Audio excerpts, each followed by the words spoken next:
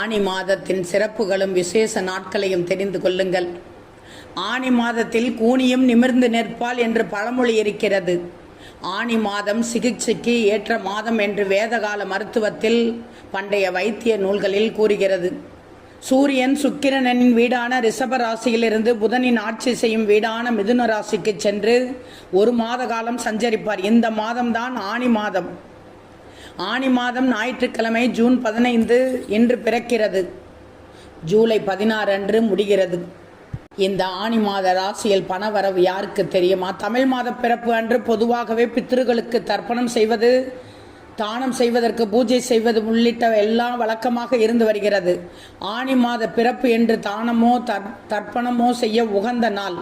அதேபோல் திருவண்ணாமலையில் ஒவ்வொரு மாத பிறப்பென்றும் திருவண்ணாமலை சுற்று வட்டார பகுதியில் இருக்கும் கிராம மக்கள் பலரும் கிரிவலம் செல்வதை வழக்கமாக கொண்டுள்ளனர்.